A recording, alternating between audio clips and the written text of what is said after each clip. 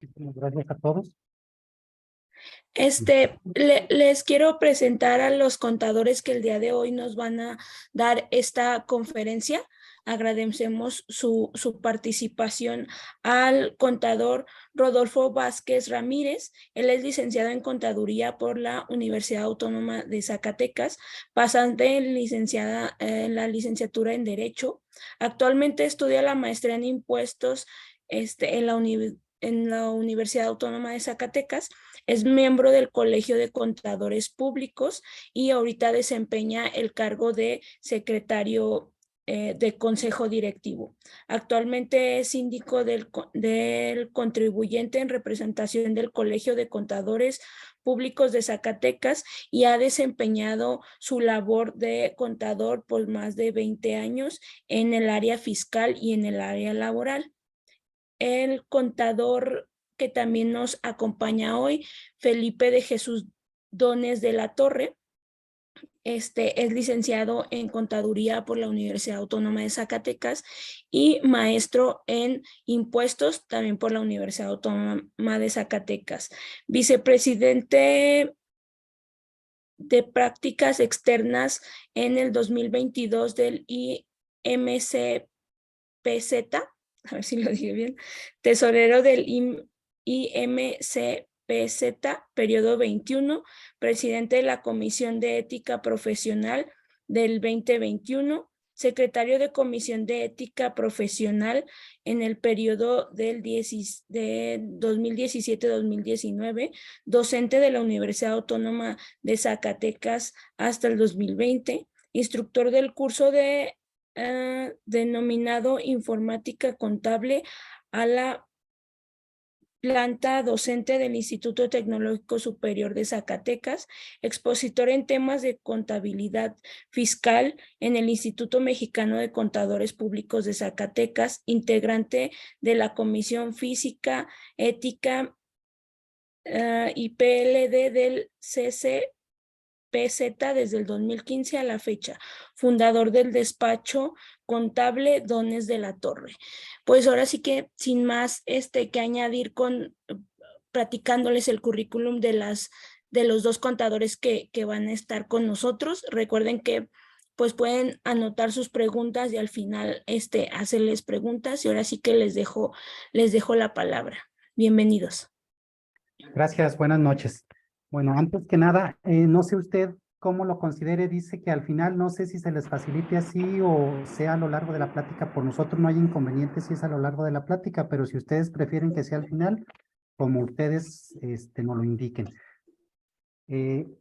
Vamos empezando. Nosotros les traemos una breve presentación a manera general de de cómo pudieran tributar en los impuestos. Nosotros en algunas pláticas que hemos tenido de asesorías, hemos encontrado expresiones como pagar impuestos es muy desagradable. Yo no estoy dado de alta y por lo tanto yo no declaro todos mis ingresos. Yo prefiero en la informalidad porque así estoy mejor, no quiero problemas con el SAT. Vamos a lo largo de esta plática tratar de pues señalar cómo pudieran ustedes meterse a la formalidad si es que no están, o cómo pudieran empezar su relación con el SAT. Sin más preámbulos, cedo la palabra a mi compañero Felipe para que nos guíe en esta.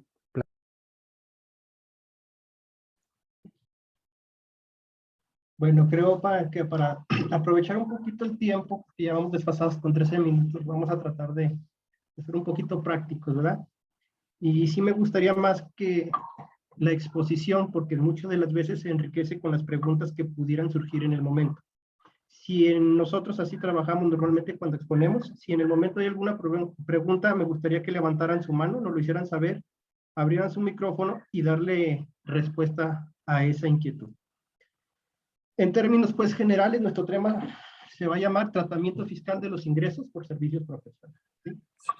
Entonces, esto es muy importante. ¿Por qué importante?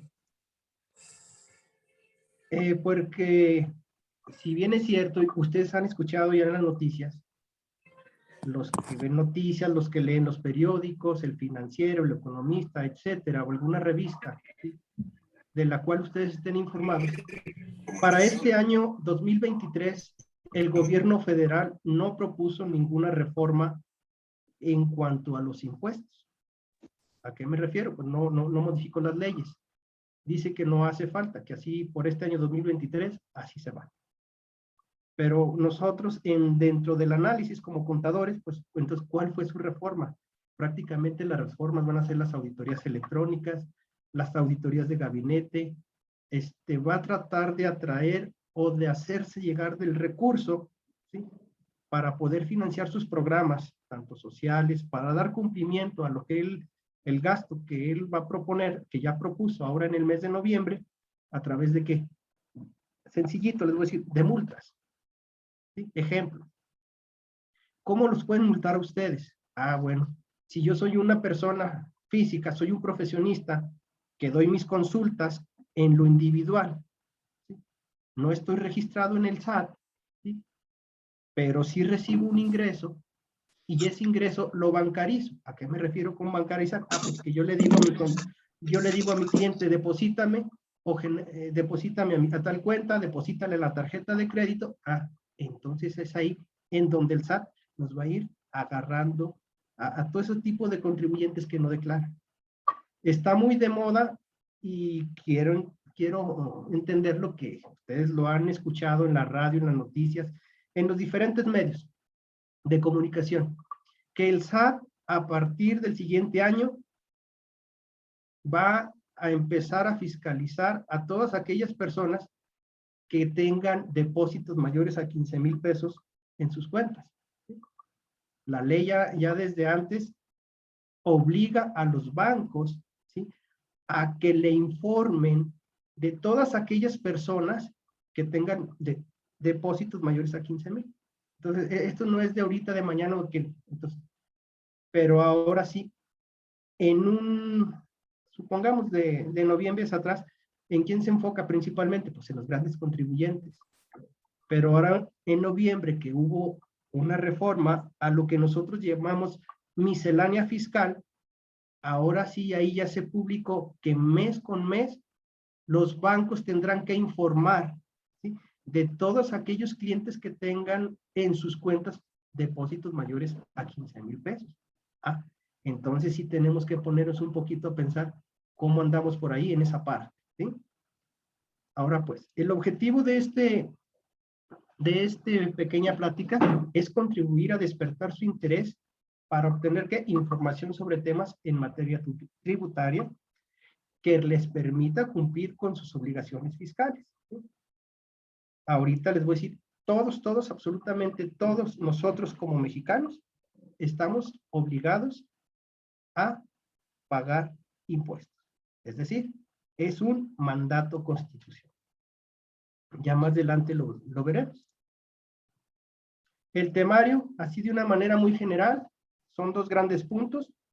Obligación de pagar impuestos. ¿Qué vamos a tratar aquí? ¿Quiénes son los obligados? ¿En qué momentos? ¿En qué regímenes? ¿Sí? ¿En qué supuestos puedo o cómo puedo yo como psicólogo, como empresario, tributar? Porque dentro de ustedes quiero entender que a lo mejor trabajan en la universidad, son docentes, bueno, reciben un salario. Ah, pues en ese caso, el patrón es el que les retiene y entera la autoridad por ustedes el impuesto. Entre ustedes son asalariados, pero a su vez, de manera independiente, prestan consultas psicológicas. Ah, hay quienes sí están dados de alta como honorarios y emiten un CFDI, declaran sus impuestos. Hay quienes no. Hay quienes tienen a lo mejor alguna actividad económica. Se me ocurre ahorita una paletería, se me ocurre a lo mejor una papelería, una fondita, etcétera, y están recibiendo un ingreso. Entonces, aquí vamos a ver si somos o no sujetos de impuestos y en qué régimen nos pudiera convenir para efectos de tributar. Y un poquito vamos a hablar de cuál es el régimen que ustedes como colegio, ¿sí?, les conviene estar. Si es como una persona moral, ¿sí?, una SADCB, o sea, en la parte mercantil, o como una persona moral sin fines de lucro, para que vayan un poquito conociendo también la obligación que tendrán ustedes como Colegio de Psicólogos. En tratándose las personas físicas, aplica, bueno, aquí hay algunas actividades, persona física con actividad empresarial, régimen simplificado, que este régimen trae algunas facilidades, nace en este año 2022, ¿sí? Vamos a hablar de las sociedades civiles en la parte general para que ustedes vean en dónde va a tributar o dónde van a tributar ustedes como colegio de psicólogos, ¿sí? Así pues, como se los mencionaba ahorita anteriormente, la Constitución, ¿sí?, nos obliga, y no nos obliga, ¿sí? Bueno, podríamos decir que sí nos obliga, dice la Constitución, de conformidad con la Constitución, todos los mexicanos están obligados a contribuir al gasto público, es decir, ¿a través de qué? Del pago de sus impuestos. Los que no están dados de alta al RFC o ante el SAT, ¿cómo lo pagan? Muy sencillo, de manera indirecta. Y todos, absolutamente todos, a excepción de los bebés, quiero entender, o de alguna persona que tenga alguna discapacidad, todos pagan impuestos. Les digo de manera indirecta, ¿cómo? Si voy a la tienda, compro un chicle, me cobran el IVA. ¿Quién es el que paga el impuesto? La persona que adquiere ese bien. Voy a la zapatería, adquiero unos zapatos, es eso más el IVA. Entonces, ya estoy contribuyendo yo de manera indirecta al gasto público, ¿sí? En nuestro país, pues, el Poder Legislativo tiene la facultad de crear, modificar y suprimir los impuestos para cubrir el gasto público. Más o menos como en el mes de septiembre, el Ejecutivo Federal, ¿sí?, le presenta a la Cámara de Diputados y a los senadores, al Poder Legislativo, un proyecto de cuánto va a ingresar o cuánto va a recaudar en un ejercicio. ¿Sí? Entonces, ellos lo estudian, le hacen modificaciones o se lo avalan, y ya que eso lo avalan, más o menos en el mes de noviembre, en estos días, ya ustedes lo vieron en las noticias, también ya aprobaron el presupuesto de egresos, en donde también el Ejecutivo tiene que presentarles al Legislativo y decirles cuánto van a gastar y en qué rubros. Cuánto le va a tocar a la Secretaría de Salud, cuánto a la Secretaría de Educación, cuánto a la Secretaría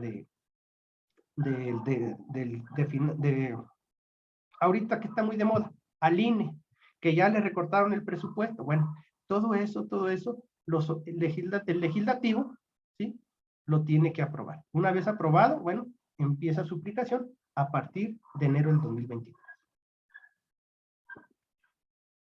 Ahora, obligación de pagar impuestos, pues ya dijimos, es una obligación constitucional. ¿Quiénes crean, modifican los impuestos? Ya lo vimos, son los diputados y los senadores, ¿sí? Y aquí hay algo muy interesante, ¿verdad?, que es importante que sepamos, o sea, de dónde viene todo lo de los impuestos, para entender por qué nosotros tenemos que contribuir al gasto, ¿verdad? El Poder Ejecutivo, es decir, el presidente de la República y todos sus órganos, concentrados y desconcentrados, recaudará esos impuestos. ¿Y a través de quién? ¿Quién es el recaudador, el que nosotros conocemos, al que le tenemos miedo? Muy sencillo, el Servicio de Administración Tributaria, comúnmente conocido como el SAT. Ellos son los encargados de recaudar los impuestos, ¿sí?, y ya otro organismo se encargará de elaborar el proyecto de la ley de ingresos y la ley de egresos, ¿sí?, para efectos de saber, de presupuestar cuánto es lo que se va a recaudar y lo que se va a gastar al siguiente ejercicio. Pero algo muy interesante, ¿verdad?, que todos tenemos que saber, tenemos que empezar desde el inicio. ¿Qué son los impuestos? ¿Sí? Los impuestos son, pues, contribuciones obligatorias con las que el gobierno tiene dinero para invertirlo ¿en qué? Muy sencillo, en el bienestar de la sociedad. Por ejemplo, en la educación, en la salud pública, o en mantenimiento de calles, en medios de transporte, y en todo lo que ustedes ya saben, ¿sí?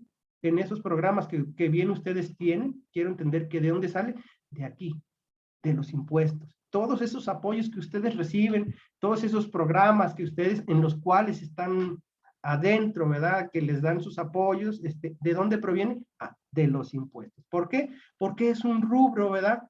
Que se llama educación y ahí le dan cierta cantidad de dinero para que se lo repartan a las diferentes instituciones, a los diferentes programas que ustedes tienen. Entonces, esos son los impuestos, ¿sí? Son contribuciones de carácter obligatorio que el gobierno, para que el gobierno obtenga dinero. Ahora, ¿qué tipos de impuestos hay? ¿Sí?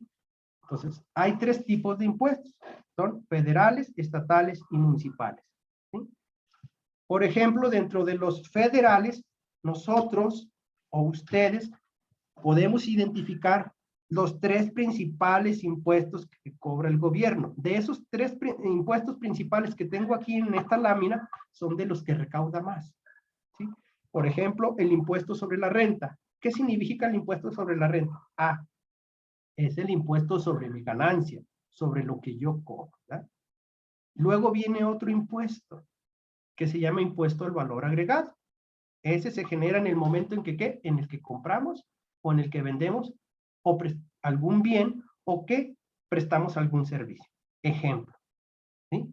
Ustedes como psicólogos, si van a cobrar una consulta médica, ¿sí? ¿Qué significa? Bueno, ustedes no están exentos de no cobrar IVA. Por el contrario, ustedes tienen que cobrar IVA. ¿Cuándo lo van a cobrar? En el momento en que prestan el servicio. Oiga, ¿y a qué tasa lo vamos a presentar? Bueno, en región fronteriza, tanto norte como sur, existe una facilidad en ley que dice que ellos causarán el impuesto al 8%. Y en toda la demás parte del país es al 16%. Ese es un impuesto. El segundo impuesto, que en este orden que lo tengo, es la recaudación, el que tiene mayor recaudación. Y tenemos uno que se llama impuesto especial sobre producción y servicios. ¿A qué se refiere ese impuesto? Ese impuesto aplica, por ejemplo, a los combustibles. Todo el que venda combustible cobra este impuesto. ¿Quién es más? Todo el que venda cigarros, el que elabore cigarros, le cobran este impuesto. Todo el que venda y que produzca alcohol, le cobran este impuesto. Todo el que elabore y que comercialice dulces, le cobran este impuesto. ¿Sí? Entonces, pues si nos estamos fijando, prácticamente de todos nos cobran impuestos. De ese prácticamente nadie se salva. Todos, lo que es el IVA y el ISR, nadie se salva. Son impuestos indirectos. O sea, ¿quién lo paga? La persona que compra el bien o la persona que recibe un servicio. ¿Cuáles son los impuestos estatales? Bueno, tenemos aquí, por ejemplo, 3. El impuesto sobre nómina, el derecho de control vehicular, el impuesto a la UES. Esos son impuestos estatales que los gobiernos estatales aquí tienen para efectos de ellos, pues, también seguir trabajando. Y los impuestos municipales, predial, padrón municipal, derecho de alumbrado público. El predial, quiero entender que todos lo pagamos, los que tienen un bien inmueble, alguna casa, ¿verdad?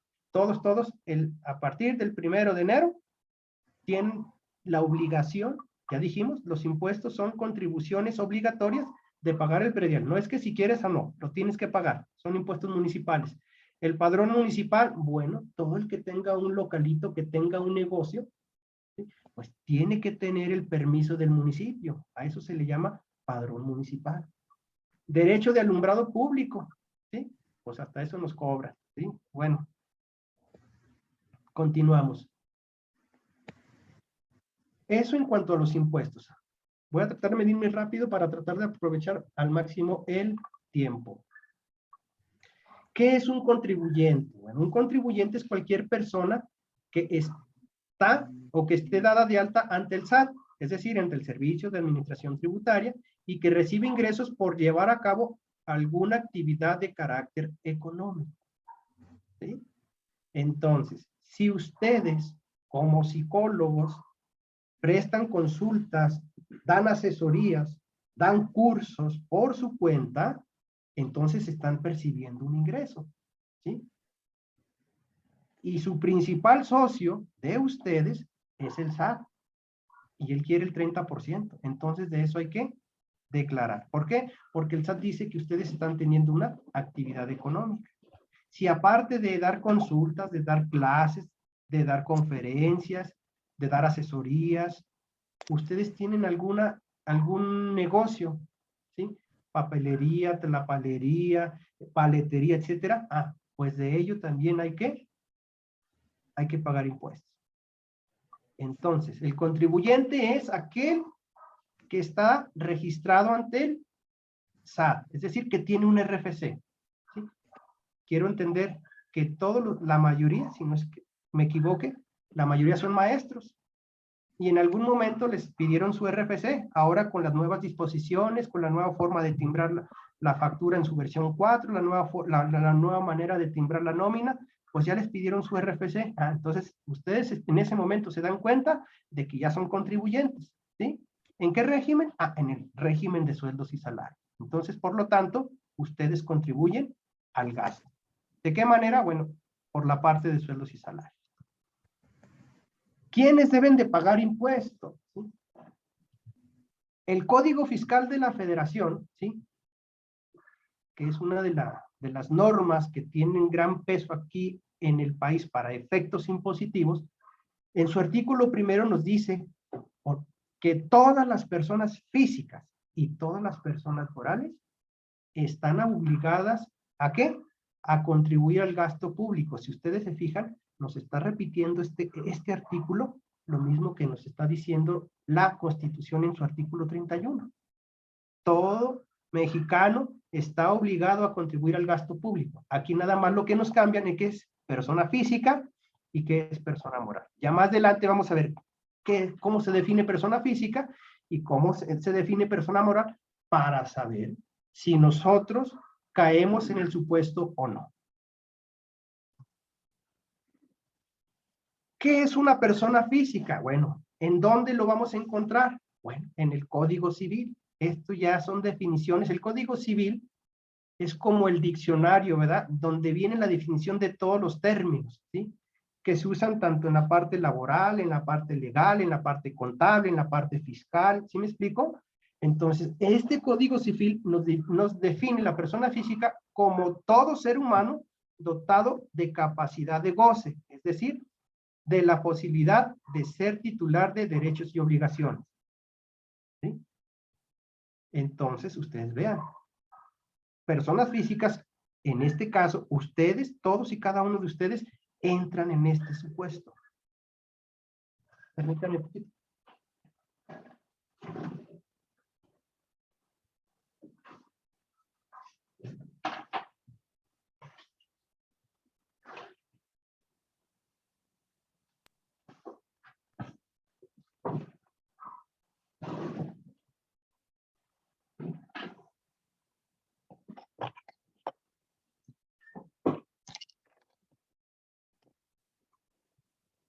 Una disculpa que se me iba a descargar la computadora.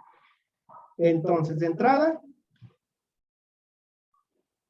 ya supimos lo que es una persona física. Todos y cada uno de nosotros entramos en este supuesto, así nos lo definen.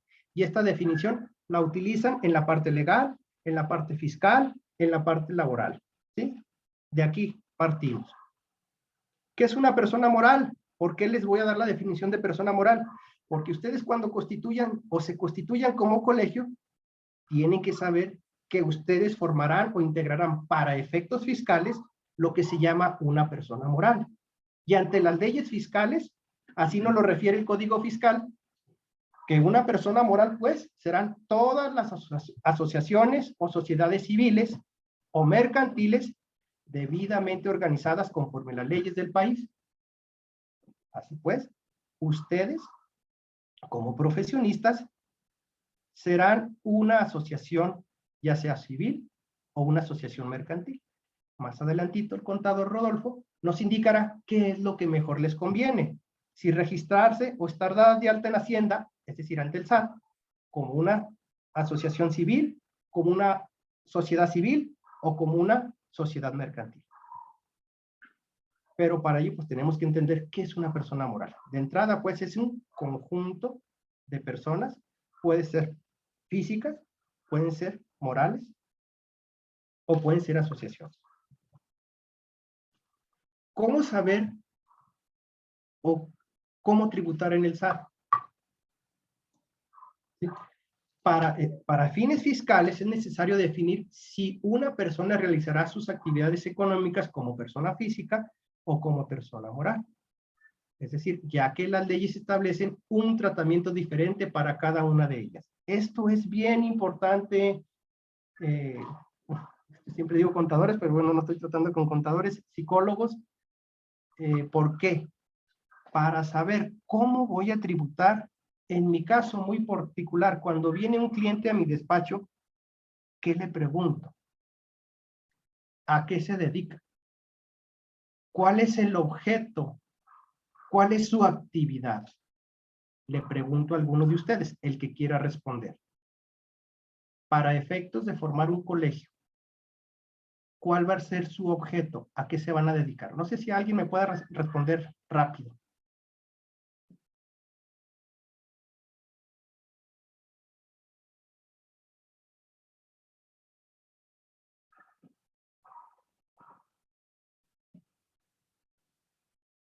Emma, ¿cuál es el objeto? ¿Cuál es la actividad del colegio de psicólogos? Ay, es que no lo sé si sea pues la capacitación, la organización de profesionistas. Ah, es muy importante. Gracias, Emma. Buena respuesta. Una más. Emma. Perdón, Emma. Ana. Le ayudo a Emma. Sí, Ana. Perdón. ¿Cuál Hola, será el hola, objetivo? buenas noches. Adelante, buenas noches. Gracias, sí. Adelante. Soy Jaira, soy la representante del colegio. Sí, los objetivos que tenemos dentro de las actividades del colegio. Bueno, el principal, y el que digo que teníamos ahorita, le comento por qué, es capacitar de manera constante los temas de educación continua a los afiliados de nuestro colegio, a manera de que puedan estar actualizados de forma constante y certificarlos en los temas que sean referentes al área donde se encuentre el psicólogo, porque tenemos psicólogos laborales, clínicos, educativos, entonces certificarlos para que se puedan desempeñar bien en la sociedad. El otro es justo el que nos están apoyando ustedes a contribuir a desarrollar la parte ética del desempeño profesional del psicólogo. Y hay uno que se está desarrollando que no lo teníamos contemplado, que es apoyar a la sociedad. O sea, sí había como una parte de visualización de pero no tan pronto. Y la sociedad nos ha pedido mucho apoyo, el cual lo hemos contribuido de manera gratuita porque ha sido a poblaciones vulnerables, donde los afiliados al colegio acuden a los espacios donde nos están solicitando el apoyo. Por ejemplo, lo hemos hecho en comunidades, en escuelas, en instituciones, y lo hacen los afiliados pues de manera honorífica, y nuestra intención es pues difundir la labor del psicólogo y que la sociedad vaya conociendo cuáles son las labores que hacemos nosotros, porque mucha gente pues lamentablemente a la fecha creen, ¿verdad?, que los psicólogos estamos hechos para ¿cómo lo mencionan? Para curar a los locos, ¿no? Y otra de las cosas que hacemos es eso, ¿no? Como difundir qué es lo que hace el psicólogo a manera de que la sociedad se vaya empapando con nuestro desempeño. Digo, sí lo teníamos contemplado apoyar a la sociedad. De hecho, en nuestra acta constitutiva viene por ahí dar como este apoyo a la sociedad, pero ha sido muy alto. De hecho, parte de los que se han afiliado con nosotros ha sido porque nos han conocido en estos espacios donde se ha contribuido a la sociedad.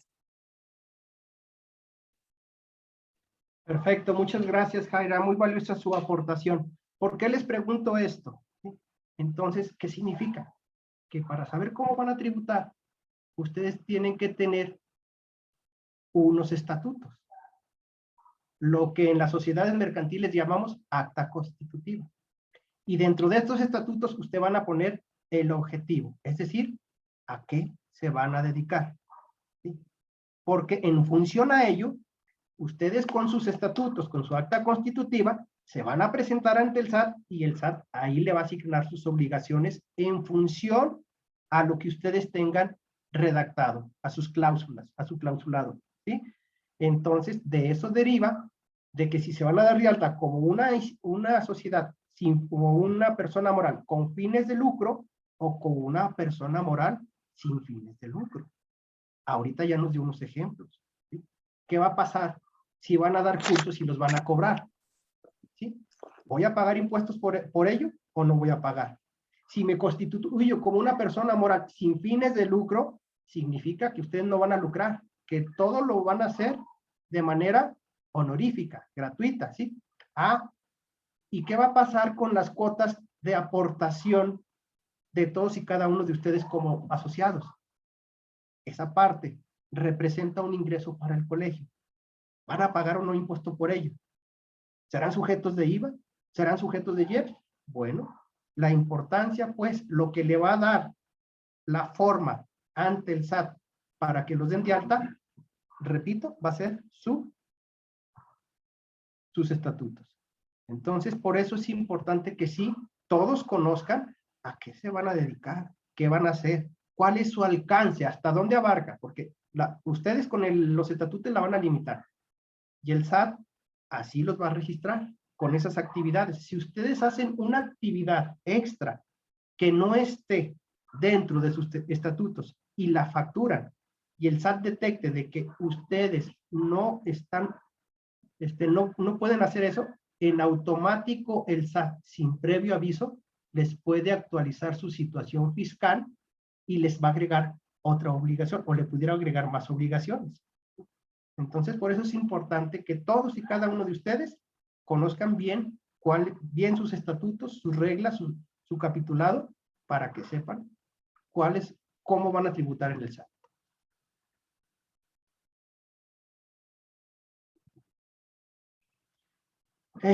¿Cómo saber cómo tributar en el SAT? ¿Sí? Bueno, un poquito hablando en lo particular, como persona física, bueno, en México existen diversos regímenes, así se llama, regímenes, ¿sí? En los que tributan las personas físicas y por los cuales obtienen ingresos. ¿Sí? Acuérdense, esta plática habla sobre los ingresos en las actividades profesionales. ¿Sí? Entonces, en México existen varias formas de tributar. Nosotros lo llamamos, la ley lo llama régimen, ¿sí? Y aquí les pongo una lista. Hay diferentes opciones, ¿sí? Por ejemplo, está el régimen de las personas físicas, se clasifica de acuerdo a su actividad e ingreso, y son, por ejemplo, sueldos y salarios. Muchos de ustedes, si no es que todos, trabajan en la universidad y están tributando en este régimen de sueldos y salarios. Hace poco tiempo creo que les pidieron su constancia de situación fiscal, por ahí les hicieron llegar una circular para que presentaran. Si ustedes ven esa constancia, ahí dice régimen de sueldos y salarios, actividad económica asalariado, ¿sí? O asimilable a salarios. Ah, ese es un régimen. ¿Quiénes tributan aquí? Única y exclusivamente ¿quiénes? Los que son empleados, es decir, los que tienen un patrón. Este tipo de personas no pueden emitirle una factura a un tercero o a otra persona que le solicite un servicio. Ejemplo, ¿sí? Si Jaira es maestra de psicología y nada más ante el SAT tiene ese régimen fiscal, ¿sí? Ella, y en lo individual da consultas psicológicas, si un paciente le llegara a pedir una factura, ella con este régimen de sueldos y salarios no puede facturar. Tendrá necesariamente que actualizar sus obligaciones fiscales ante el SAT y agregar alguna otra actividad. ¿Cuál pudiera ser? Ah, pues esta que está en azulito, régimen de actividades empresariales y profesionales. Ah, entonces ya ante el SAT voy a tener esas dos obligaciones, sueldos y salarios y régimen de actividades empresariales y profesionales. En cuanto al régimen de sueldos y salarios, el patrón es el obligado de retener al empleado el ISR y de enterarlo al fisco. ¿Sí? Algunos de ustedes de repente cuando les hacen el cálculo anual, les entregan alguna cantidad en cierta época del año y les dicen que es un ISR a favor que se generó de su cálculo anual. Algunos les retienen porque pues, les dio a retener por el monto de ingresos. Entonces, el régimen de actividades empresariales, ahí sí podrán facturar, emitirle una factura a una persona que le solicite. ¿Qué otro régimen existe? Bueno, ya no existe, pero a través de artículos transitorios de la ley está el régimen de incorporación fiscal. Ese régimen nació en el 2014 y murió, por así decirlo, en 31 de diciembre del 2021. Este régimen ya no existe, nada más van a quedar, fue un régimen por 10 años, bueno, ya los que vayan terminando sus 10 años, pues ya van emigrando a otro régimen. Hay el régimen de enajenación de bienes. ¿Quiénes tributan aquí? Pues los que se dedican a enajenar bienes. Se me ocurre alguna casa, algún terreno, puede mejor vehículos en los lotes, etc. Régimen de actividades empresariales con ingresos a través de plataformas digitales. Pues todos los que venden por catálogo, todos los Didi, todos los Uber. No sé si alguno de ustedes se pudiera dar el caso, trabajo en la universidad, tengo vehículos, me doy de alta en el SAT como plataformas digitales, le pago a un chofer, ¿sí me explico? Y el chofer a mi nombre, está trabajando como Uber.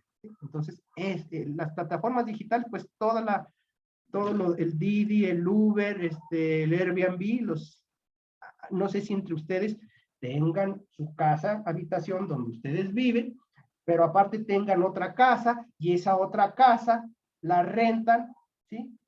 Como plataforma digital y están obteniendo un ingreso. Esa es otra forma de tributar, ¿sí? Régimen de arrendamiento, o tributas como plataforma digital o rentas tu casa a un particular, ¿sí? Tenemos regímenes por intereses, obtención de premios, dividendos. Este es en el caso de las personas físicas que son socios de empresas mercantiles, de los demás ingresos. Hay lo que se les ocurra. Y hay uno nuevo que se llama régimen simplificado de confianza, que yo digo viene a sustituir lo que era antes, bueno, viene a sustituir, a suplir el régimen de incorporación fiscal.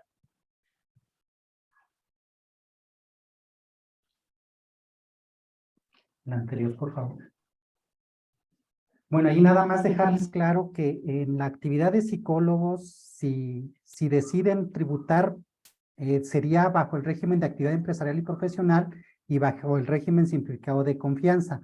Todos estos regímenes son todos los posibles que hay en el SAT, pero para el servicio profesional solo aplicaría el de régimen de actividades empresariales y profesionales y el simplificado de confianza. Todos los demás aplican para otro tipo de ingresos que ustedes, o sea, no son autolimitantes. No quiere decir que si yo me doy de alta en el régimen de actividades empresariales y profesionales, por ejemplo, no puedo también a la vez tener o cobrar rentas o tener alguna inversión y que me paguen intereses. Todos, dependiendo de las actividades económicas que tenga, son los regímenes que voy a dar de alta ante el SAT. Si únicamente me dedico a prestar servicios de psicología, pues únicamente los regímenes que me aplican sería el de actividad empresarial y profesional y el simplificado de confianza. Esto si lo hago como persona física. Ya si me uno con más colegas y decido prestarlo a través de una persona moral, pues ya tenemos otras opciones que vamos a ver más adelante. Gracias, contador, por tu aportación.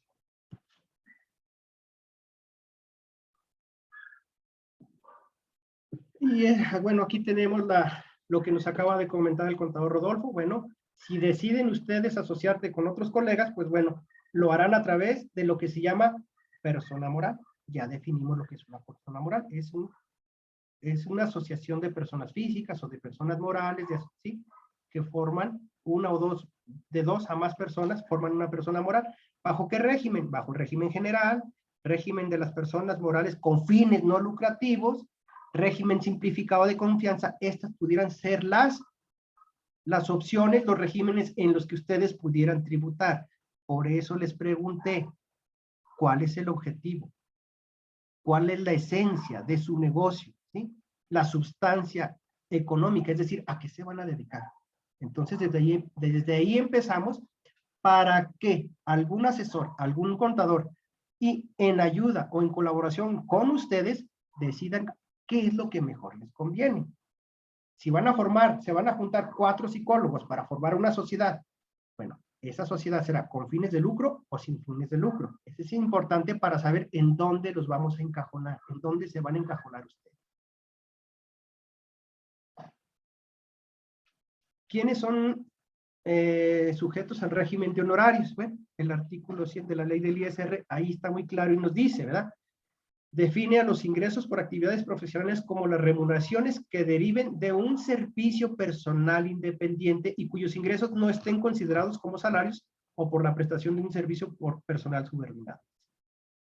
Honorarios son todos aquellos que prestan un servicio profesional independiente, pero del cual no existe una relación laboral, es decir, que no existe una dependencia con un patrón. En ese caso, cuando no existe esa dependencia con un patrón, ¿sí? Entonces, estamos hablando de que existe el régimen de honorarios.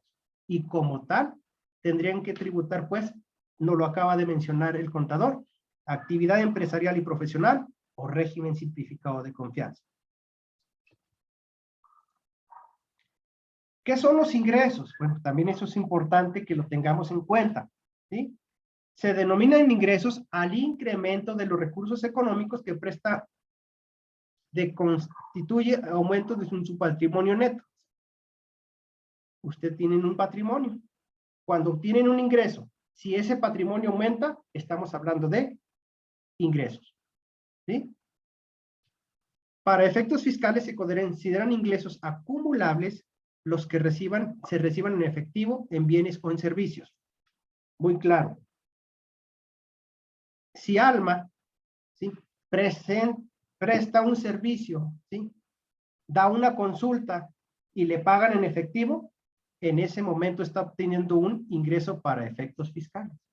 Y son acumulables, son acumulativos, mes con mes, para efectos de los impuestos. Ah, pero que presta la consulta médica, ¿sí? Pero a la persona a quien le presta el servicio no le paga ni con efectivo ni con bienes. Supongamos que le presta el servicio a un arquitecto. Ah, entonces a lo mejor ese arquitecto le puede pagar esa consulta médica o esas consultas médicas ¿con qué? Pues con el diseño de una casa, con el diseño a lo mejor de su oficina, de su consultorio, ¿sí? Entonces ya están pagando con un servicio. A eso, en ese momento se considera un ingreso para efectos fiscales. Oiga, psicóloga, oiga, psicólogo, no tengo ahorita efectivo, pero mire, aquí tengo una obra de arte. ¿Le parece si le pago con ella? Ah, en el momento en que le transfiera el bien al psicólogo, en ese momento se considera un ingreso. Un poquito, ya hablamos un poquito de los ingresos. ¿Qué son los? Repito, son el aumento de nuestro patrimonio. ¿Cómo los podemos obtener? En efectivo, en bienes o en servicios. Es un concepto importante para efecto de determinar o pagar los impuestos. Viene otro rubro, otro concepto importante que tenemos que tener en cuenta. Deducciones fiscales. ¿Sí? ¿Qué son las deducciones fiscales? ¿Sí? Son los gastos que las autoridades tributarias han determinado que pueden disminuirse de los ingresos obtenidos para pagar menos impuestos, ¿sí? Entonces, las deducciones, psicólogos, no es otra cosa que las compras y erogaciones o gastos que ustedes realizan para llevar a cabo su actividad económica. Ejemplo, si alguno de ustedes tiene su consultorio médico, paga la luz, paga el teléfono, es decir, ese tipo de servicios, es una deducción. ¿Por qué? Porque le están permitiendo generar un ingreso. ¿Sí? Eso se considera. Pero si el psicólogo, ¿sí?, se va de fiesta o se va de vacaciones a Cancún y pide factura de ese gasto, como no le está permitiendo generar un ingreso a su consultorio, pues no la podemos considerar una deducción.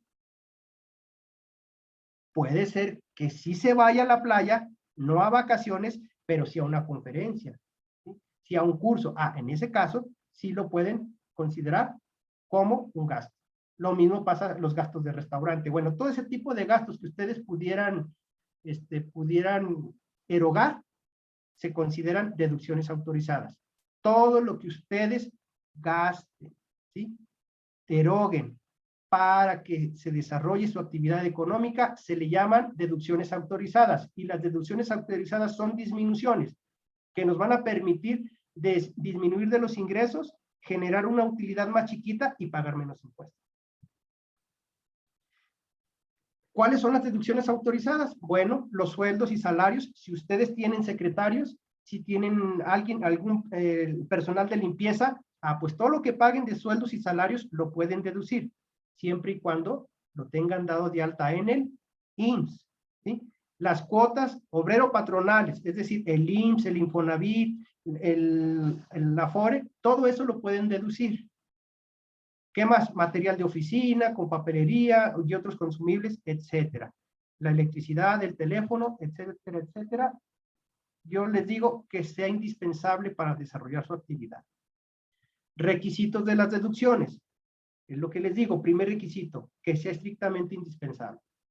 ¿Sí? Si yo me voy a la playa de vacaciones y pido factura, ¿será indispensable de que me vaya de vacaciones para que mi actividad siga funcionando?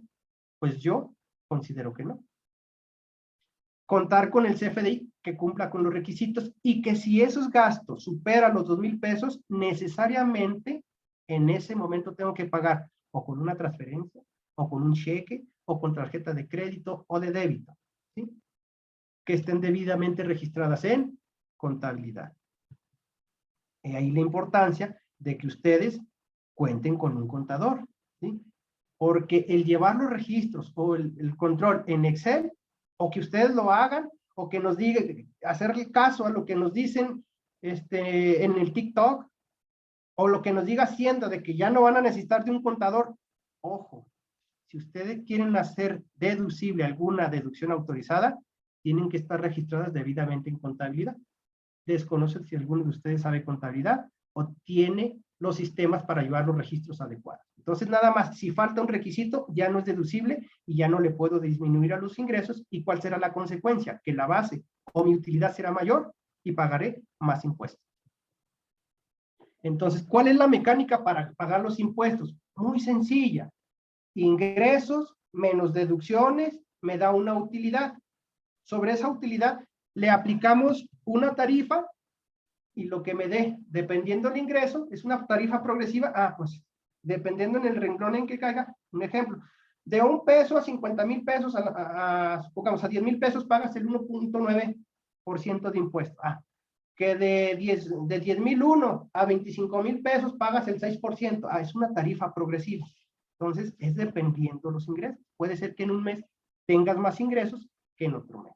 Entonces, no siempre voy a pagar el mismo impuesto, la misma cantidad, porque si hay contribuyentes, si tengo clientes que me digan, oiga, ¿y más o menos cuánto voy a pagar de ingresos? No, pues es que varía, ¿sí? Si en un mes cobras 50,000, vas a pagar sobre los 50, pero si en otro mes te fue muy bien y diste cursos, diste cursos, diste asesorías, diste consultas y generaste 100,000 pesos de ingresos, bueno, pues pagarás más impuestos. ¿Cuáles son las obligaciones de las personas físicas? Bueno, la primera de ellas, inscribirse al RFC. ¿Por qué inscribirse? Acuérdense, es obligación constitucional, ¿sí? ¿Qué más? Expedir comprobantes fiscales, ¿sí? Si no le piden factura a ustedes, están obligados a expedir comprobantes. ¿Y qué tipo de?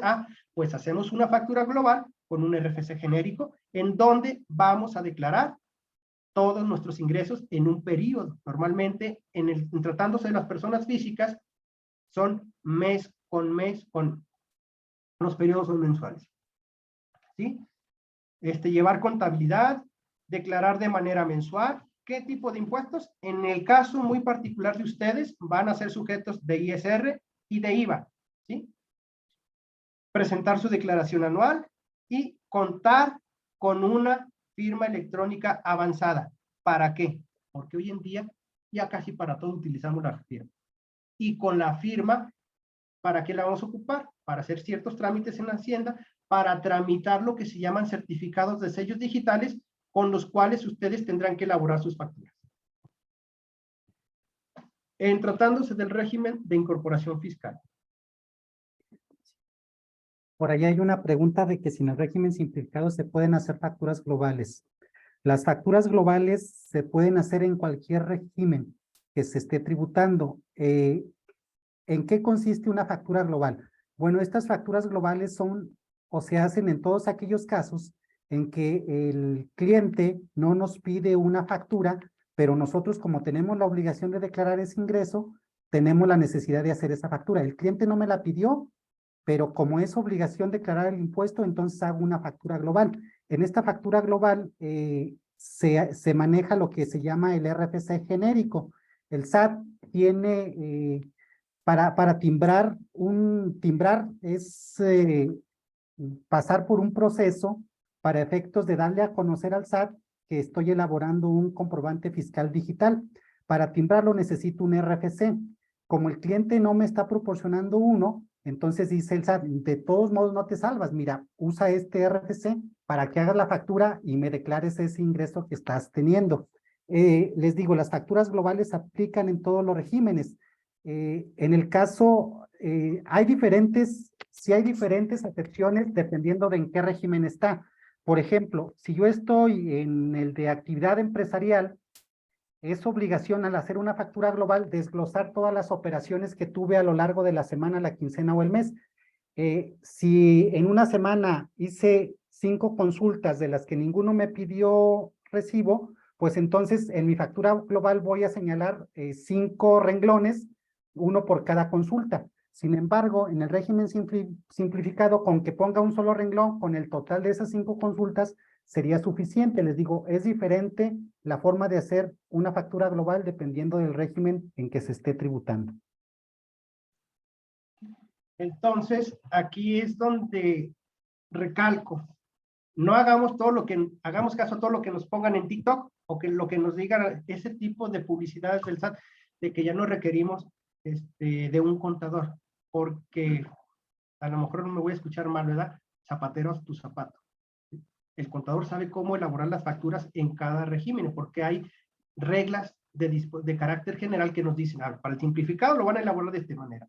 El RIF de esta manera, el régimen de incorporación fiscal. Las personas físicas con actividad de esta manera. Entonces tenemos que seguir una guía que nos proporciona el SAT para poderlas elaborar. Entonces ya no cualquier persona, cualquier psicólogo, cualquier zapatero, cualquier herrero, cualquier X, que aunque sepa manejar muy bien la computadora, que sepa de todo, nos puede emitir una factura correcta. Entonces, el emitir una factura incorrecta tiene su consecuencia, es decir, tiene su multa, es decir, una sanción.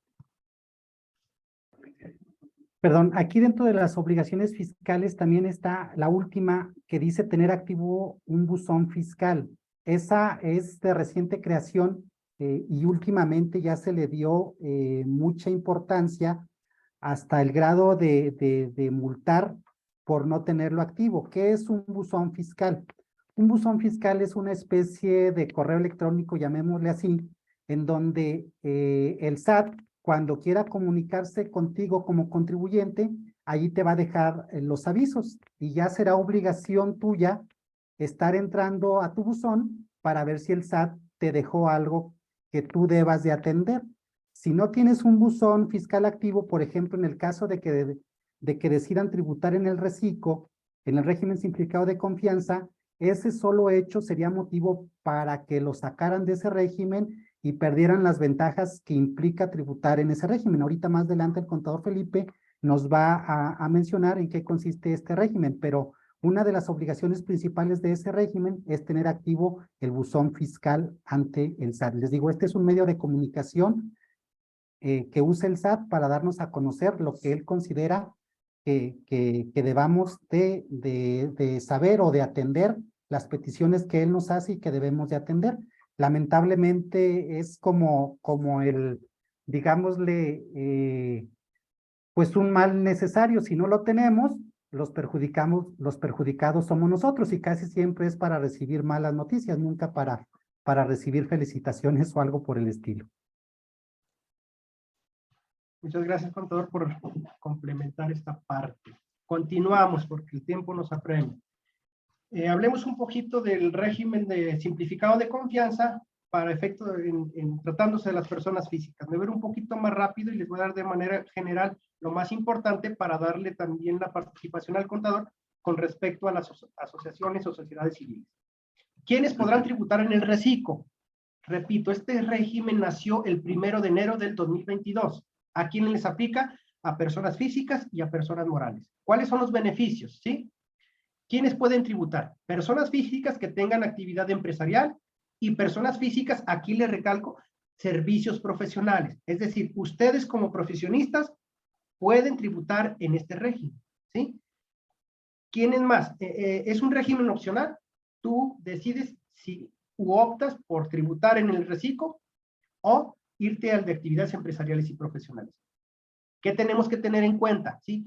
Que nuestros ingresos en un año de calendario, en el ejercicio inmediato anterior, no rebasen o no hayan excedido los 3,5 millones. Ejemplo, ¿sí?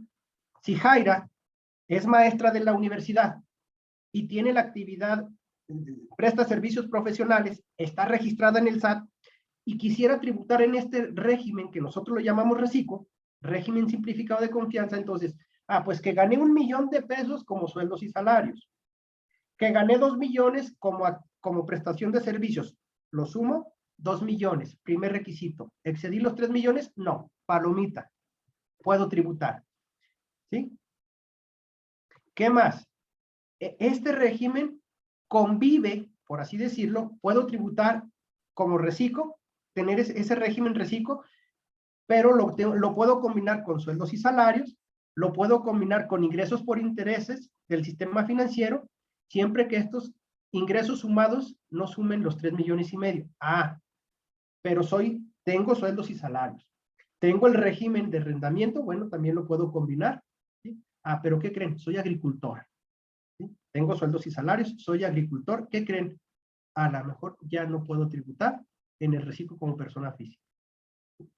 Entonces, sí tenemos que ver que este régimen lo podemos combinar. Reciclo, ingresos y salarios, intereses, y pudiera ser arrendamiento, y parémosle de contar. ¿Sí? Si ya tenemos otras actividades que no son estas, entonces ya tendremos que tributar necesariamente en el régimen de las actividades empresarial y profesional. Aquí les puse un ejemplo muy sencillito, ¿sí? Contribuyente A, contribuyente B y contribuyente C. ¿Sí? Por ejemplo, como entró este régimen, nació en el 2022, ¿sí?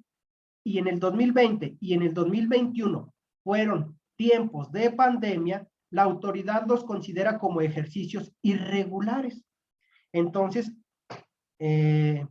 publicó un artículo transitorio en la ley donde nos dice que tenemos que tomar como referencia para efectos de saber si superamos los 3 millones o no, el ejercicio inmediato anterior normal, regular. Y como en el 2019 no hubo pandemia y se consideró normal, vamos a tomar como referencia este año. Contribuyente A, 3 millones, 3,400,000, en el 2021 1,5 millones, en el 2020 1,5 millones y 10 millones en el 2021. ¿Sí? Ahorita que estamos en el 22, ustedes dirían, pues en el 2021 la ley nos dice que tengo que tomar como referencia el ejercicio inmediato anterior y fue el 2021, son 10 millones, ustedes dirían, no tributan, no. En tratándose de este primer año para el 2022, tenemos que tomar como referencia el 2019, que fue el año regular. Entonces, si pudiera tributar. Contribuyente B, 3,5 millones, 2 millones en el 20 y 1,5 millones, ¿cuándo? En el 21, sí puede tributar. ¿Qué pasó? En el 2019 tuvo 3,5 millones con un pesito, 3,500,000 pesos, un peso, 800 en el 20 y 2.250.000 en el 21. No tributa. ¿Por qué? Porque estamos tomando como referencia el 2019. Entonces, para que más o menos veamos, es requisito fundamental de que no rebasemos los 3,5 millones. ¿Quiénes no podrán tributar? Los que sean socios de una empresa, ¿sí? De una sociedad, ¿sí? Con fines lucrativos. ¿Quiénes más?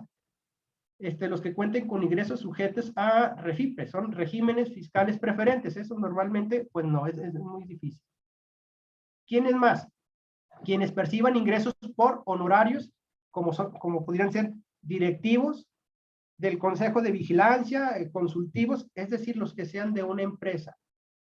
Los que reciban honorarios como administradores de una empresa, como comisarios de una empresa, como gerentes de una empresa. Entonces, si alguno de ustedes es comisario, es gerente o es administrador de una empresa, persona moral de su familia, ya no puede tributar en el recibo. ¿Sí? ¿Quiénes más no pueden tributar? Honorarios prestados preponderantemente a un prestatario, honorarios, servicios profesionales o ingresos por actividades empresariales que presten a personas morales o a personas físicas con actividad empresarial. Son los del título, bueno, dentro del capítulo 1, que son los asimilables a salarios. Ejemplo, asimilable a salario se asimila al salario. ¿Cuál es la diferencia? Que el asimilado al salario no está asegurado. Ejemplo, esto se da mucho. Oiga, contador, voy a prestar una asesoría, voy a dar un curso de capacitación de la norma 035, ¿sí? No sé, a la Lala, a la empresa de Lala, ¿sí? Pero ¿qué cree? Como yo no estoy dado de alta como honorarios, ellos me dicen que me pagan como asimilables. ¿Qué significa asimilables? Pues que te van a pagar 100,000 pesos, ellos te retienen el impuesto y te timbran el CFDI y te dan lo que te van a pagar. Eso es asimilable a salario. Y si tú estás percibiendo ingresos de esa forma, de ninguna manera puedes tributar en el régimen simplificado de confianza. Excepción a la norma. Igual se la dejo al contador para que nos apoye.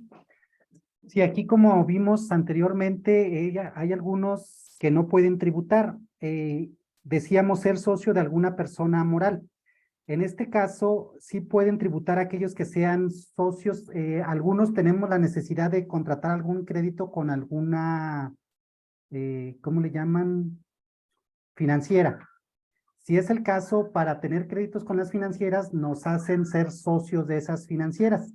En este caso, así como está la ley, de entrada no pudiéramos, pero existe esa salvedad. Si son socios de este tipo de personas, entonces sí pueden tributar en el reciclo.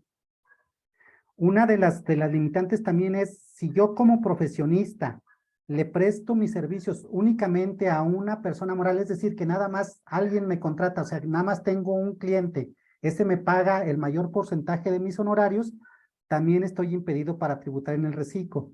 ¿Y por qué estamos viendo esto del reciclo?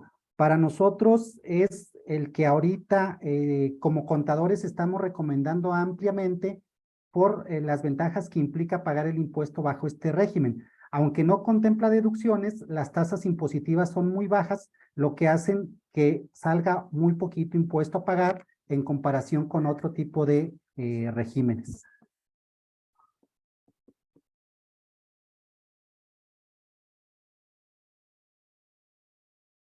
Bueno,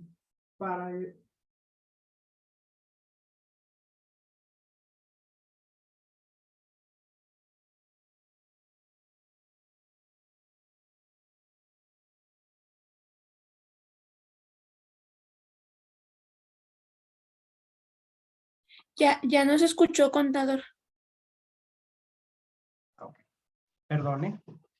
Que para poder tributar en les comento, para poder tributar en este régimen hay que presentar un aviso. Si ustedes ahorita se encuentran en alguna actividad o quieren tributar bajo esta figura, bajo este régimen, lo pueden hacer. Y a partir del momento en que presenten su actualización al RFC, ¿sí? A partir de ahí ya lo pueden tributar.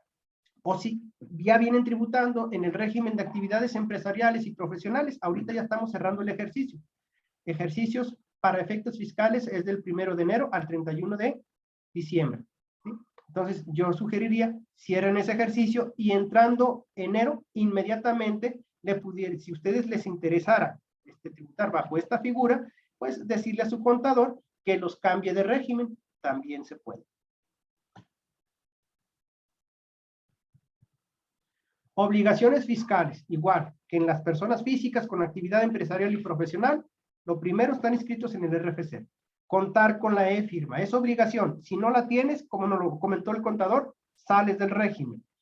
Contar con CFDI de ingresos cobrados. ¿Por qué?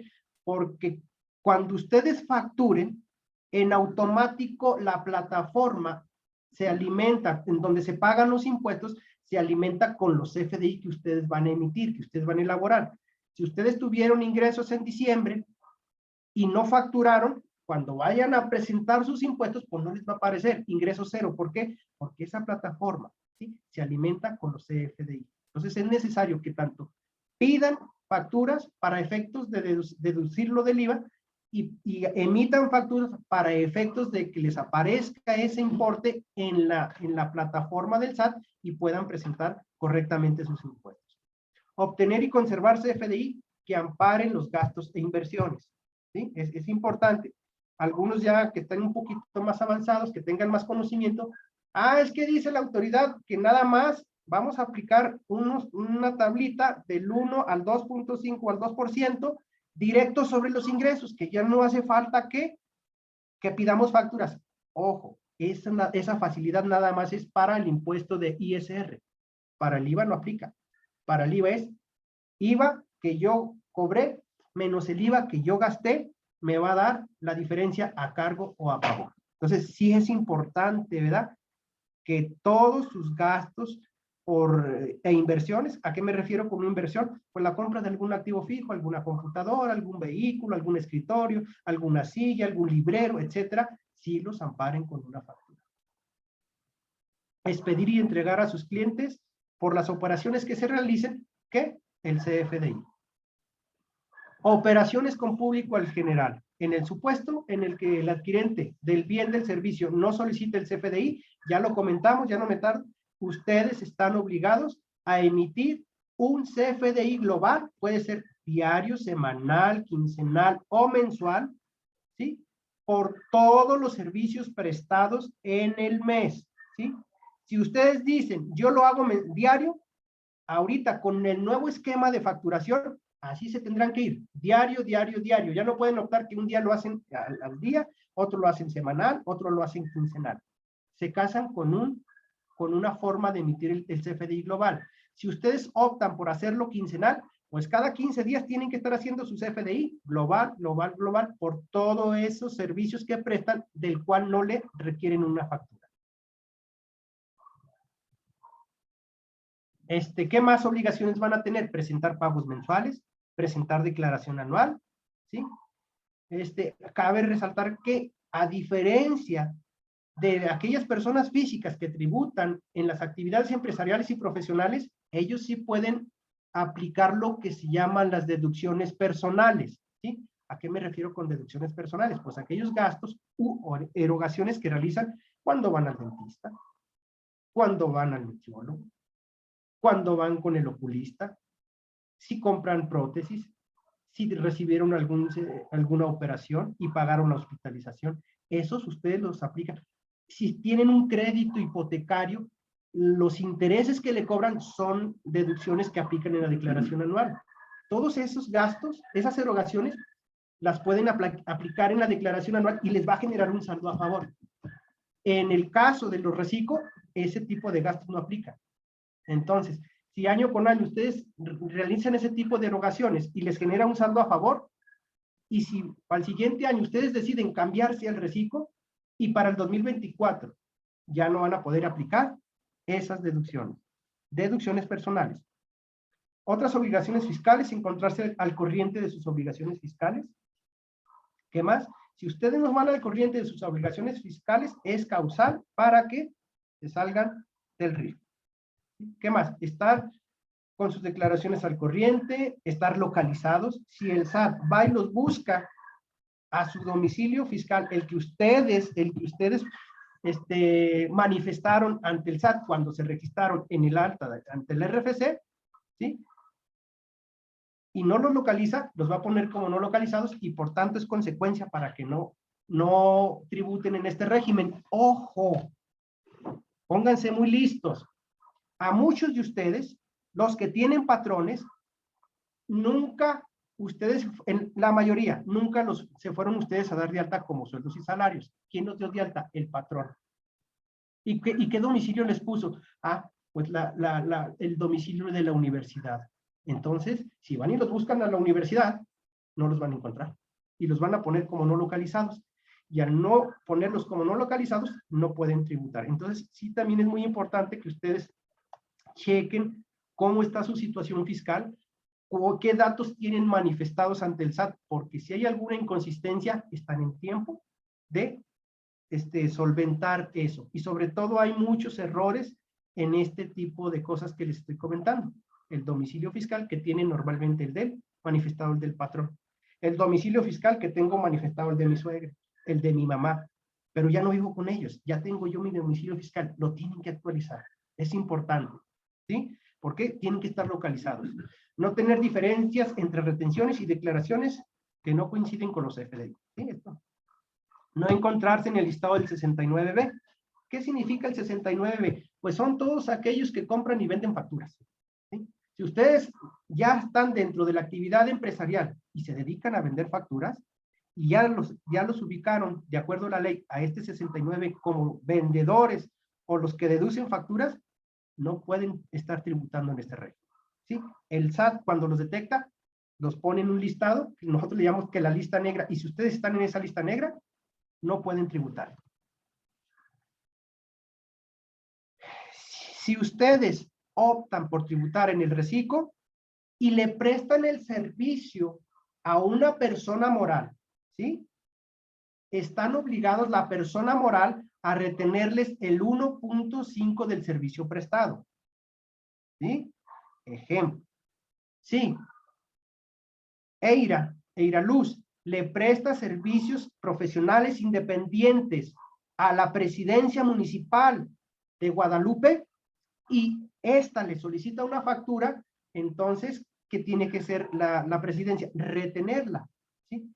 Pero ¿en dónde se va a manifestar esa retención? En el CFDI que ustedes van a realizar. Entonces, Eira va a emitir su factura, 4,500 más IVA, porque van a ser sujetos de IVA, ¿sí? Les va a dar un SUTAL y les van a retener el 1.5 sobre la prestación del servicio.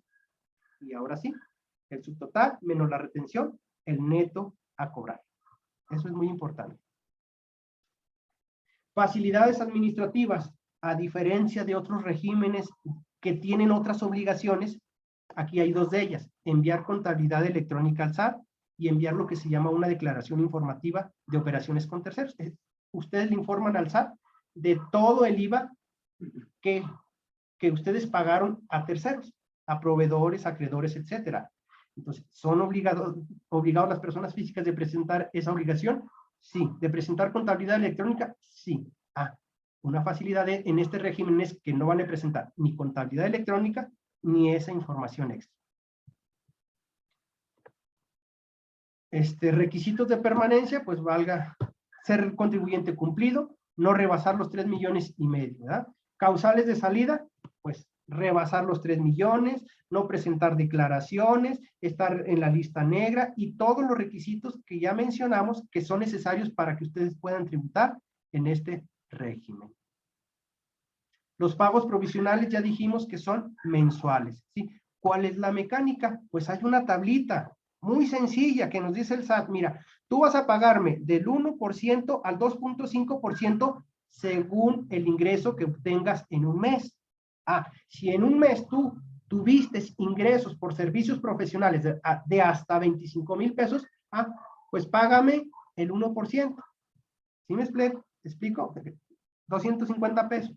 Si tuviste ingresos de hasta 50,000 pesos, pues págame el 1.10. Si tuviste ingresos de hasta 83,333, págame el 1.5. Y así sucesivamente hasta si tú tuviste ingresos por 3,5 millones, pues págame el 2.5, pero sin deducción alguna, directo sobre el ingreso.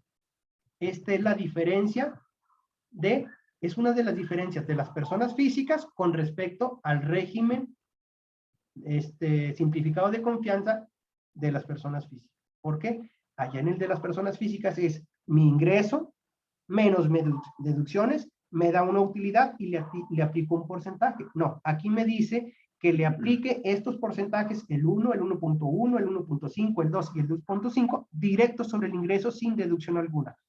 Ojo, nada más es la facilidad para ISR. Para IVA, sí tenemos que hacer el IVA que yo cobro menos el IVA que yo pago, ya sea que me dé a cargo o a favor. Por eso es importante, y les pusimos ahí con letras rojas, acostúmbrense a pedir factura de sus gastos y de sus inversiones. Y aquí está, pues, un ejemplito muy sencillo. Por ejemplo, en enero tuve 30,000 por el 1.10, 330 pesos.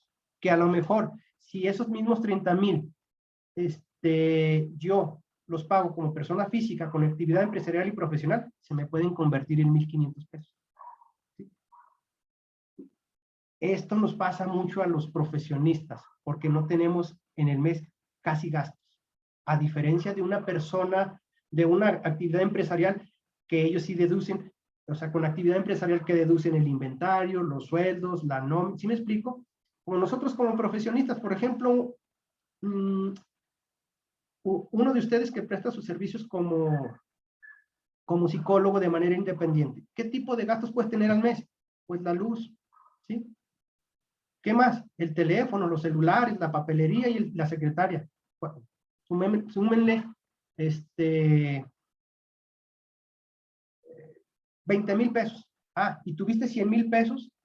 Estando en la otra actividad empresarial, es ingresos menos deducciones, me dan, supongamos, 100,000 de ingresos, 80,000 de deducciones, perdón, 20,000 de deducciones me da de utilidad, a lo mejor me dan 80, y de esos 80 a lo mejor me dan 10,000 pesos a pagar.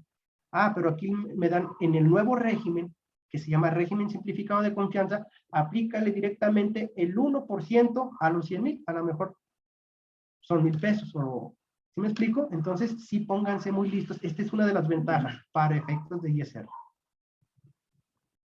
El cálculo anual, pues acuérdense lo que les acabo de decir, las deducciones personales no van a aplicar. ¿Sí?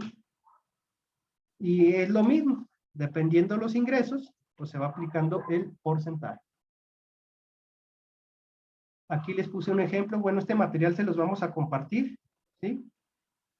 Y ya nada más le cedo la palabra a mi compañero para que nos diga o nos hable un poquito de lo que es la sociedad, las sociedades civiles tratándose para efectos del colegio. Bueno, pues lamentablemente nos comió el tiempo. Les traíamos lo de las sociedades y asociaciones civiles. Creo que no lo vamos a alcanzar a ver. De todos modos, aquí está el material y al principio pusimos nuestros teléfonos. Ahorita al final también se los damos, teléfono y correo, para si tienen alguna duda sobre el material, porque lamentablemente no lo vamos a alcanzar a ver.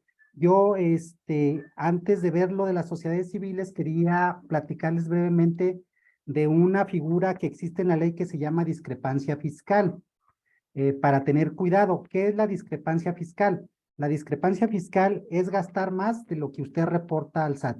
Es decir, yo al SAT le reporto a lo mejor 1,000 pesos de ingreso, pero pago tarjetas por 500, tengo un crédito del que pago 800, tengo servicio de teléfono del que pago 100, es decir, ya mis gastos fueron mayores que mis ingresos. ¿Y esto por qué se da? Pues porque gran parte de los ingresos que estoy obteniendo no los reporto ante el fisco, entonces estoy obteniendo ingresos que no están pagando impuestos y eso me permite hacer otras erogaciones que me pueden meter en problemas. Ahorita lamentablemente el SAT ya cuenta con mucha tecnología y sabe más que nosotros, inclusive de nuestra propia información. El SAT sabe cuánto pagamos de nuestras tarjetas, qué servicios tenemos rentados de teléfono, de televisión, etcétera, etcétera. Entonces al SAT ya no lo podemos engañar. El hecho de que yo no esté dado de alta ante el SAT no implica que el SAT no me puede molestar. Al contrario, estoy más vulnerable porque no tengo elementos para defenderme. Si estoy dado de alta, pues de alguna manera estoy cumpliendo con lo que medianamente me pide la ley. Pero si definitivamente ni siquiera estoy dado de alta ante el SAT, pues el SAT puede hacer con nosotros lo que se le antoje. Eso es lo que les quería también platicar, de tener cuidado en si algunos profesionales de la salud decían, pues yo solo declaro de aquellos que me piden el comprobante. Otros decían, pues yo solo recibo efectivo y así no estoy obligado a declararle ante el SAT. Otro decía, yo solo recibo efectivo y no lo deposito en mis cuentas, lo deposito en las cuentas de mis hijos, de mi esposa, etcétera, etcétera.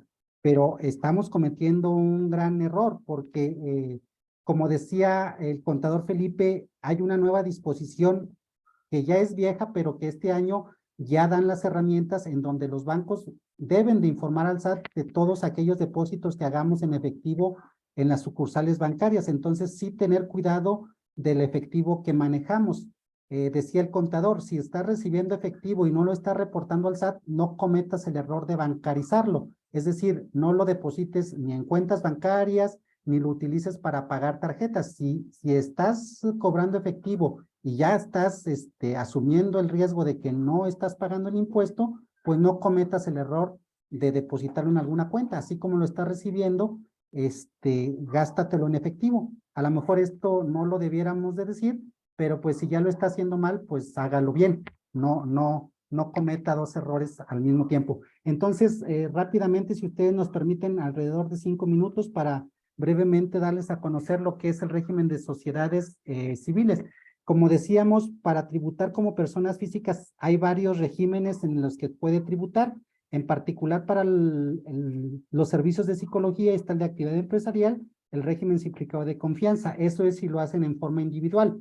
Pero si deciden hacerlo en forma conjunta, es decir, que varios de ustedes decidan unirse para prestar el servicio, entonces la figura que les aplica sería la persona moral. Pero ahora, ¿qué tipo de persona moral? En lo particular se recomienda que sea una sociedad civil.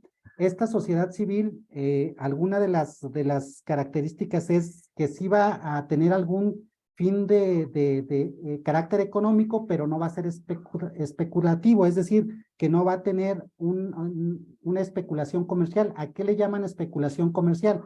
A comprar una cosa en un precio y venderla en un precio más alto, es decir, a recibir una utilidad.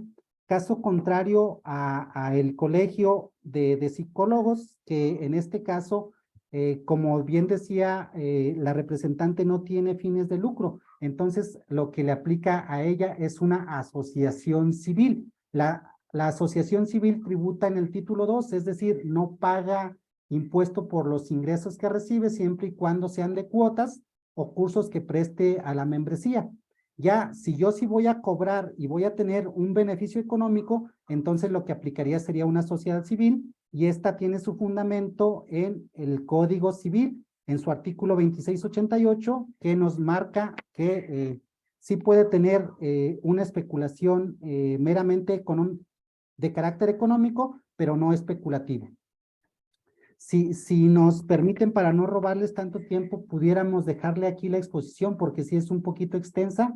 Les dejamos el material, se los hacemos llegar y nos ponemos, si quieres hasta la penúltima, por favor, nos ponemos a sus órdenes para si tuvieran alguna duda que quisieran que les ampliáramos sobre este material, con todo gusto lo hacemos.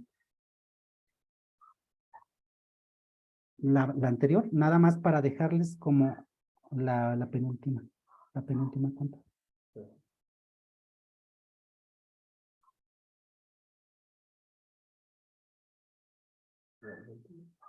¿Dónde están? Ahí. No, pues no. No, pues si ustedes así lo consideran, la dejamos aquí. Nos reiteramos a sus órdenes y si hubiera alguna duda de momento, con mucho gusto, adelante.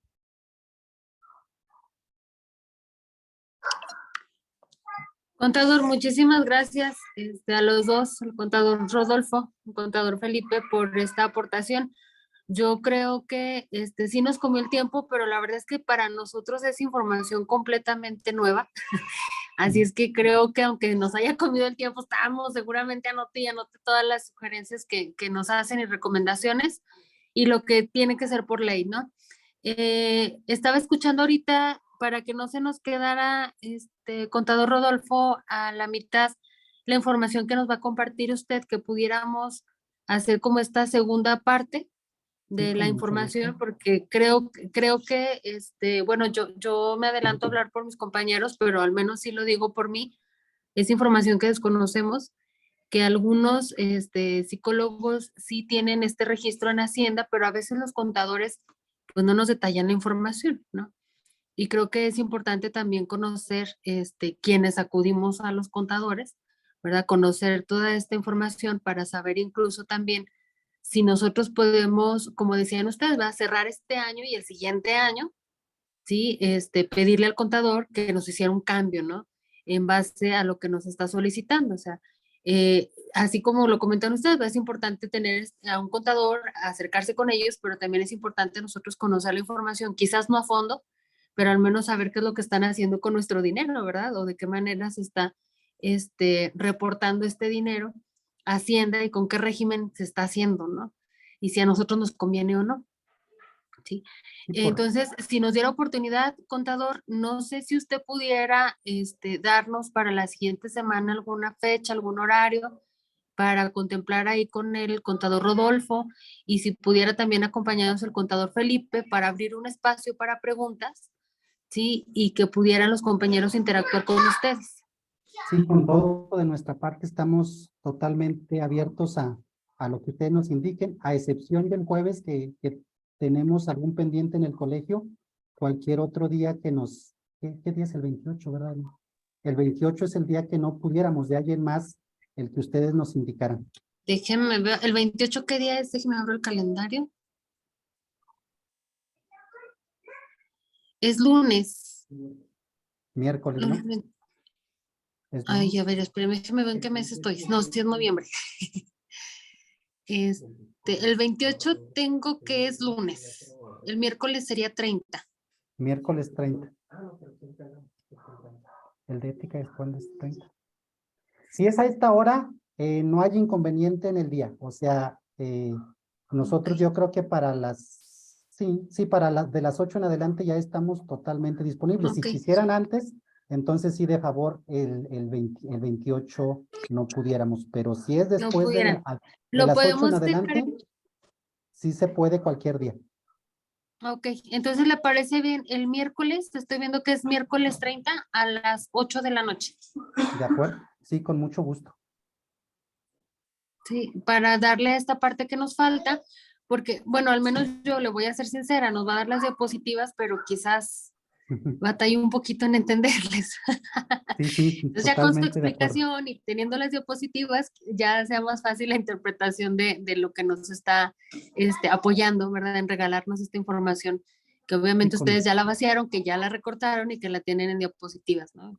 con todo De gusto. antemano, pues ahora sí que no nos despedimos, pero sí agradecemos mucho su tiempo, la información que nos están compartiendo. Por favor, agradecerle mucho a la presidenta del Colegio de los Contadores, agradecerle mucho el apoyo que nos está dando también para tener el contacto y esta plática con ustedes. Y por ahí tengo sus constancias, déjeme ver si me puede apoyar Emma para compartir las constancias. ¿Ya se ven? Sí, que creo que les vamos a tener que modificar, vamos a tener que ponerles parte 1 y la del miércoles le ponemos partes 2, pero bueno, aquí está la constancia que les otorga el Colegio de Psicólogos Profesionales para el Bienestar Social AC al licenciado Rodolfo Vázquez Ramírez por impartirnos o participar en esta capacitación que tenemos de prácticas éticas y no éticas del psicólogo con el tema tratamiento fiscal por servicios profesionales a través de una sociedad o persona física y de igual manera se la damos también al contador Felipe de Jesús Dones de la Torre Sí, con la misma interpretación.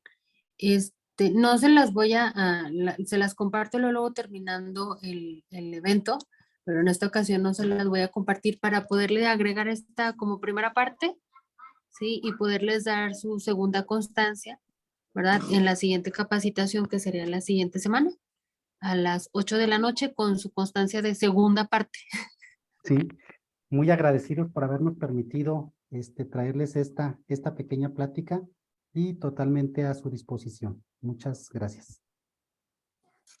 Muchísimas gracias. Y a las afiliadas y a los afiliados, muchísimas gracias y a descansar y nos vemos el miércoles. Gracias, buenas Gracias, noches. buenas noches. Buenas noches, gracias. Buenas noches, muchas gracias. Muchas gracias. Emma, muchas gracias.